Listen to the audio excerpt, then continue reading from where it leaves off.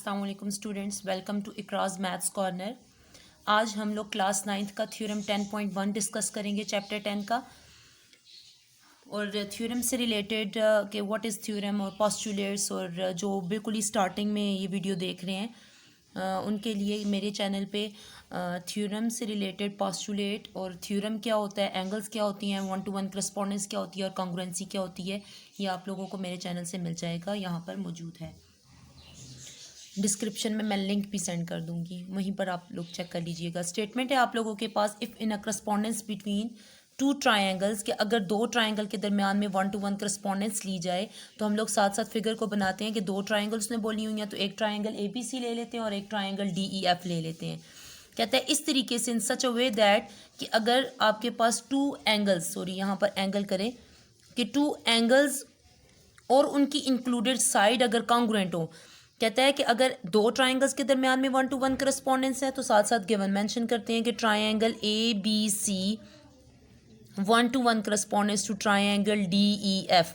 इन दोनों के दरमियान में ऐसे 1-to-1 करस्पॉन्डेंस है कि वो कहता है कि इसकी दो इंक्लूडेड इस तरीके की साइड्स हों कि उसकी जो एंगल्स इस तरीके के हों कि उनकी इंक्लूडेड साइड के ऊपर एंगल बन रहे हो। तो हम लोग फॉर एग्जांपल अगर ये साइड कंसिडर कर रहे हैं तो उसका एंगल ये बनेगा, अगर ये साइड कंसिडर करेंगे तो एंगल ये वाले दो लेंगे, अगर ये वाली साइड कंसिडर की तो एंगल ए और एंगल सी लेना पड़ेगा। तो हम लोग बेस वाली साइड ले लेते हैं, तो आप लोगों के पास क्या आएगा, in which BC is congruent to EF, के अगर उसकी BC जो है उसकी करस्पॉन्डिंग साइड EF के कॉन्ग्रुएंट है और उसकी ये तो इंक्लूडेड साइड होगी, एंगल्स कौन से बनेंगे फिर, एंगल B और एंगल C बनेगा। Angle B is congruent to, क्योंकि आगे जाके देखें मैंने कंस्ट्रक्शन में एंगल E को तोड़ा हुआ है, तो हम लोगों को पता है कि एंगल E को रीड आउट कैसे करेंगे, एंगल DEF। क्योंकि जब मैं अंदर वाली ट्राइंगल लूँगी तो तब एंगल E को कैसे रीड आउट किया जाएगा, एंगल D'(EF), इसलिए आगे जाके स्प्लिट होगा। तो पहले ही आप लोग एंगल B को एंगल E के जब कॉन्ग्रुएंट लिखोगे तो कैसे लिखोगे, एंगल DEF। और लास्ट में एंगल C किसके कॉन्ग्रुएंट है, एंगल F के कॉन्ग्रुएंट आ जाएगा, angle C is congruent to angle F। अब आप लोगों को गिवन क्या हुआ, triangle ABC is 1-to-1 correspondence to triangle DEF in which BC is congruent to EF, angle B is congruent to angle DEF and angle C is congruent to angle F। क्योंकि उसने बोला हुआ था कि दो triangles के दरमियान में 1-to-1 करस्पॉन्डेंस, उसके दो एंगल्स और उनकी इंक्लूडेड साइड अगर कॉन्ग्रुएंट हो उसकी करस्पॉन्डिंग एंगल्स और साइड के, तो तुम लोग प्रूव करो कि वो दोनों ट्राइंगल्स जो हैं वो आपस में कॉन्ग्रुएंट है। तो हम लोगों ने प्रूव क्या करना है, ये दोनों ट्राइंगल्स आपस में क्या है, कॉन्ग्रुएंट है। मींस ट्राइंगल ABC जो है वो कॉन्ग्रुएंट है ट्राइंगल DEF के, ये हम लोगों ने प्रूव करना है। उसके लिए कंस्ट्रक्शन करनी पड़ेगी, क्योंकि सामने नजर आ रहा है ये वाली कंडीशन है, तो ये आप लोगों के पास कॉन्ग्रुएंट होगी। कंस्ट्रक्शन में हम लोग करेंगे कि जो सपोज कर लेते हैं हम लोग, फर्ज कर लेते हैं हम लोग, लेट कर लेते हैं कि ये जो AC वाली साइड है ये DF के कॉन्ग्रुएंट नहीं है।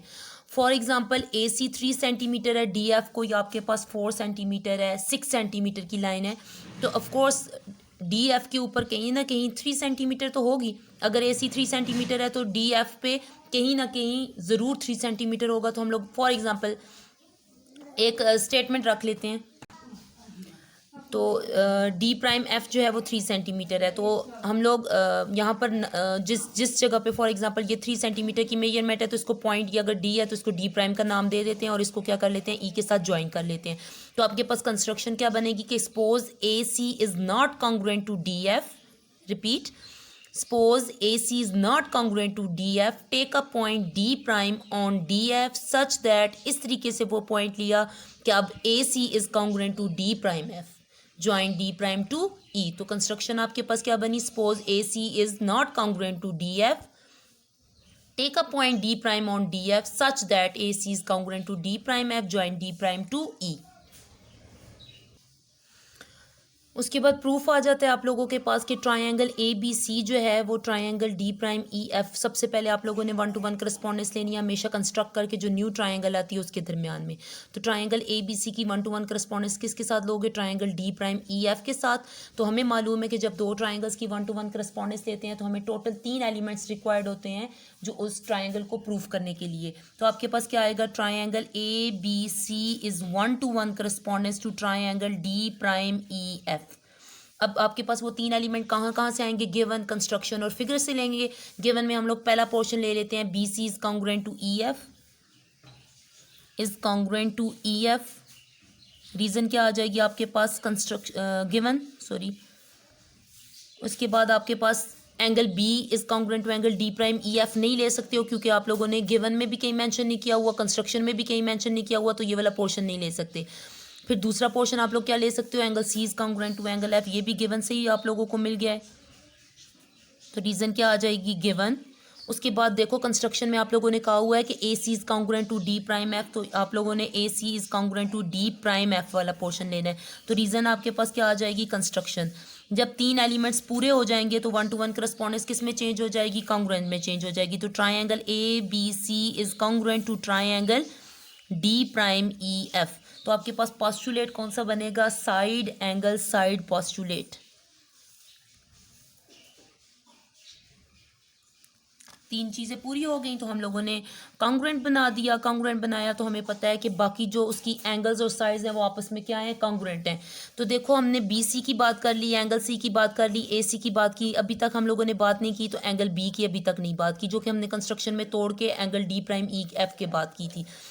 तो हम लोग लिख सकते हैं कि now angle B is congruent to angle D prime E F. Reason क्या आ जाएगी कि उसकी जो करस्पॉन्डिंग एंगल्स हैं वो आपस में कॉन्ग्रुएंट हैं, corresponding angles of congruent triangles. जब अगर एंगल बी जो है angle D prime E F के कॉन्ग्रुएंट हो गया, बट हमें तो गिवन था कि एंगल बी जो है वो तो एंगल डी ई एफ के कॉन्ग्रुएंट है, बट हमें तो गिवन था angle B is congruent to angle D E F. अगर ये एंगल डी ई एफ की कॉन्ग्रुएंट है, गिवन कह रहा है, तो ऑफ कोर्स ट्रांजिटिव प्रॉपर्टी कहती है कि अगर angle B angle D prime E F के कॉन्ग्रुएंट है और angle B angle D E F के कॉन्ग्रुएंट भी है, तो ये दोनों एंगल्स आपस में क्या होंगे, congruent. Implies that angle D prime E F is congruent to angle D E F. Reason में क्या आ जाएगी आपके पास, ट्रांजिटिव प्रॉपर्टी। तो ट्रांजिटिव प्रॉपर्टी के तहत हम लोगों ने कह दिया कि ये आपस में कॉन्ग्रुएंट है, but this is not possible. ये तो मुमकिन ही नहीं है कि हम लोग कहें कि angle D prime E F और एंगल डी ई एफ दोनों कॉन्ग्रुएंट है। देखिए फॉर एग्जांपल आपके पास कोई एंगल है 60 डिग्री का, मैं कहूँ कि यही वाली आर्म को मैं थोड़ा और एक्सटेंड कर दूँ और मैं कहूँ ये वाला एंगल भी 60 डिग्री का है, तो ये रॉन्ग होगा, क्योंकि आप लोगों ने एंगल्स की मेजरमेंट का पता है कि अगर आर्म को थोड़ा सा भी मूव कर दो, आगे पीछे कर दो, तो तब वो एंगल जो आप मेजर कर रहे होते हो उसमें चेंजेस आ जाती हैं, वो 60 का एंगल नहीं रहेगा। आर्म चेंज हो गई है तो मीन्स इसके 65 बन गया होगा, 66 बन गया होगा, या मे बी 70 का बन गया होगा, तो कोई ना कोई एंगल और बना होगा। अगर angle D prime E F angle D E F के कॉन्ग्रुएंट हम लोगों ने यहाँ पर जब प्रूफ कर रहे हैं तो शो हो गया, तो इसका मतलब है ये तो पॉसिबल ही नहीं है। ये तो उस वक्त पॉसिबल होगा जब ये डी प्राइम वाली जो पॉइंट उठाओ और इसको डी बना दो, मतलब ये वाली पूरी लाइन और ये वाली लाइन कोई और लाइन ना हो बल्कि सेम हो जाए, तो इम्प्लाइज दैट हम लोग लिख सकते हैं इसका क्या मतलब है, ये उस वक्त पॉसिबल है जब ई डी प्राइम और ई डी आपस में क्या हों, कॉन्ग्रुएंट हों। इसका ये मतलब है। अगर इसका ये मतलब है कि ई डी प्राइम और ई डी कॉन्ग्रुएंट हो, तो इसका मतलब है कि डी प्राइम और ये ई वाली जो लाइन थी ये ई डी के साथ जाके मिल गई है। अगर मिली है तो देखो इस लाइन को अगर मूव करके इधर लेकर आओ तो ये तो डी बन गया ना पॉइंट। अब डी प्राइम और डी वाली जो पॉइंट है ये एक हो गया। अगर ये एक हो गया तो इसका मतलब है वो जो हमने कहा हुआ था डी प्राइम एफ ए सी के कॉन्ग्रुएंट है, तो इसका मतलब है अगर डी प्राइम डी बन गया है तो डी एफ किसके कॉन्ग्रुएंट हो गया, ए सी। देयरफॉर हम क्या कह सकते हैं कि ए सी और डी एफ आपस में क्या हो गए, कॉन्ग्रुएंट हो गए। ये एक्चुअली हमें रिजल्ट चाहिए था। नाउ अब अगर ये वाली लाइन ही ख़त्म हो गई है तो इन दोनों की 1 to 1 करस्पॉन्डेंस हम लोग लेंगे ओरिजिनल ट्राइंगल्स की, जिनको हमने प्रूव करना था। तो आप लोगों के पास आएगा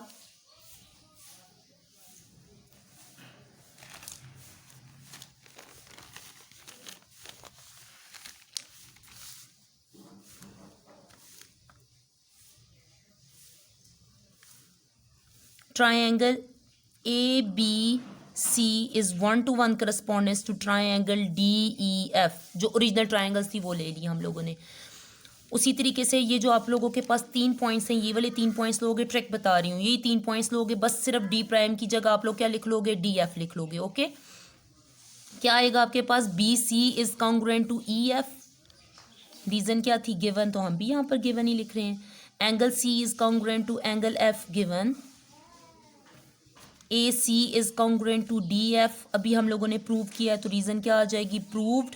ये 1-to-1 करस्पॉन्डेंस किस में चेंज हो जाएगी, कॉन्ग्रुएंसी में। 3 एलिमेंट्स पूरे हो गए हैं, ट्राइंगल DEF। पोस्टुलेट क्या आएगा, साइड एंगल साइड पोस्टुलेट, और यही हम लोगों ने क्या करना था, प्रूव करना था। हम लोगों ने क्या किया यहाँ पर, ये जो DF वाला लिया है ना, तो ये हम लोगों ने प्रूव किया हुआ था, तो इसलिए हम लोगों ने यहाँ पर DF वाला लिया हुआ है। ओके, हमें क्या गिवन था कि 2 ट्राइंगल्स हैं, उनके दरमियान में 1-to-1 करस्पॉन्डेंस इस तरीके से है कि उनकी 2 एंगल्स और इंक्लूडेड साइड, अगर उसकी करस्पॉन्डिंग ट्राइंगल की 2 एंगल्स और इंक्लूडेड साइड के कॉन्ग्रुएंट हैं, तो वो दोनों ट्राइंगल्स आपस में क्या होंगी, कॉन्ग्रुएंट होंगी। सपोज कर लेते हैं हम लोग कि उसकी ये जो AC वाली साइड है वो DF के कॉन्ग्रुएंट नहीं है। AC सपोज कर लेते हैं कंस्ट्रक्शन में कि AC जो है वो DF के कॉन्ग्रुएंट नहीं है। अगर नहीं है तो हम लोग यहाँ पर कोई पॉइंट ले लेते हैं और कह देते हैं कि AC जो है वो D'(F) के कॉन्ग्रुएंट है, और D'(E) को E के साथ ज्वाइन कर लिया। फिर हमने 1-to-1 करस्पॉन्डेंस पहली ट्राइंगल की न्यू ट्राइंगल के साथ ली, और 3 एलिमेंट्स हमें चाहिए। वो 3 एलिमेंट्स 2 गिवन से मिले हम लोगों को और एक कंस्ट्रक्शन से। BC is congruent to EF given, angle C is congruent to angle F given, AC is congruent to D'(F) construction. So 2 triangles are congruent through side angle side postulate. Therefore, angle B is congruent to angle D'(EF) corresponding sides angles of congruent triangle. But हमने तो given में कहा हुआ था कि angle B जो angle DEF के congruent है given. So transitive property क्या कहती है कि angle D'(EF) और angle DEF congruent है, बट ये तो पॉसिबल ही नहीं है। तो ये तो उसी वक्त मुमकिन है जब ED' और ED आपस में लाइन जुड़ जाए, और ये अगर ऐसे हो जाता है तो DF क्या कॉन्ग्रुएंट हो जाएगा, AC, क्योंकि हम लोगों ने कंस्ट्रक्शन में कहा हुआ था कि AC is not congruent to DF, so AC is congruent to D'(F).